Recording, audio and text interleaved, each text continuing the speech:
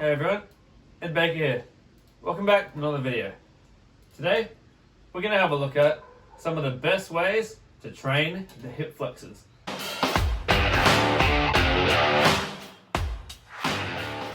Training the hip flexors is underutilized, but is very important. There's no point having strong legs if you can't pick them up.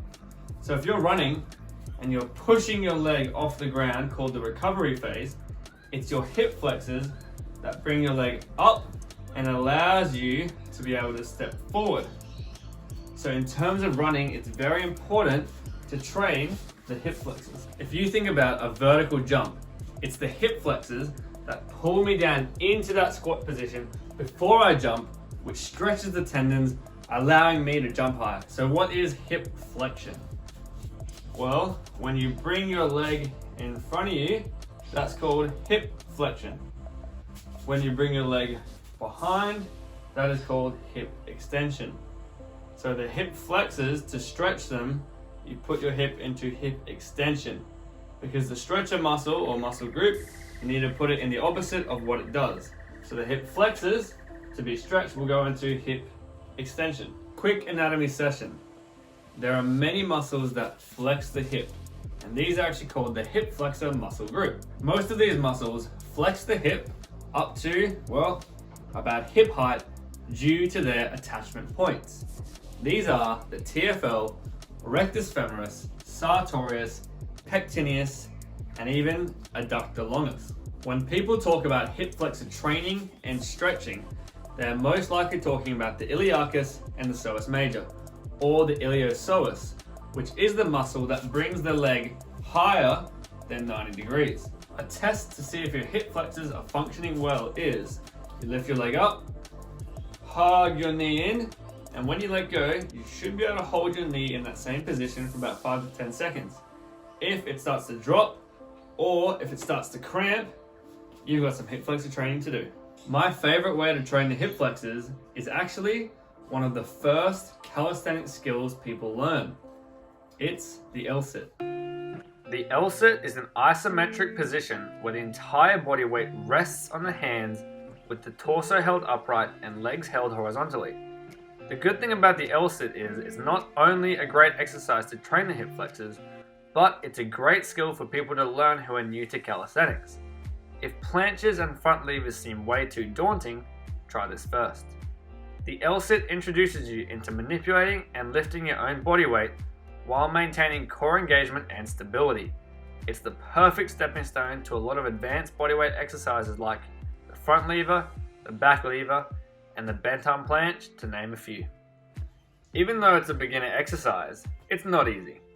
If you've never done it before, it's very likely you won't be able to get your legs off the ground. In saying that, it won't take as long to get compared to something like the planche or front lever. There are many progressions you can use to master the LSIT, but it's pretty simple. Work on tuck holds for a while, and work on your hamstring flexibility. A bit of time and effort into these two, and you'll see your LSIT increase very fast. A good exercise to improve the LSIT is something called the reverse squat. Just find some P-bars or any bars where you can support yourself, and lift your knees up as high as possible. This is training the iliopsoas I was talking about before, as the knees are going up past the hips. If it's easy, you can use ankle weights, and you'll really feel a burn in the hip flexors. I've just got a dumbbell here that my feet are holding. Probably would not recommend doing it like this. Another perk to doing the reverse squat is working the tuck here can help you with your tuck static holds like planche and front lever, and even tuck press to handstand.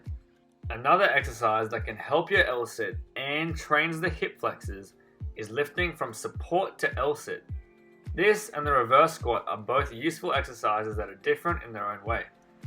If you want to make it even harder, try going past 90 degrees with straight legs. If you're not a gymnast, this will be brutal. Moving on to another great hip flexor and also core exercise, leg lifts. These are a bit more advanced, but is really one of the best ways to train the core and hip flexors at the same time. This can be done on rings or a bar. The best way to do them is by using stall bars. These are usually only at gymnastics clubs, but if you do have access to one, it's by far the best way to train leg lifts. If you don't have store bars and you're just using a bar or rings, it's important to keep your back straight and not lean back. Leaning back will engage the lats and muscles of the back, which is not what this exercise was designed to do. So with the leg lifts, start with a tuck and then over time, while developing your hamstrings flexibility, go to straight legs. As I said, this is more advanced, especially the straight legs, but it will really work those hip flexors, especially the iliopsoas.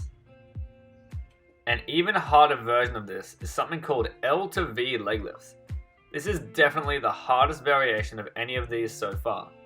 This is so difficult because you're spending the entire time in the hardest range of motion for your body to handle.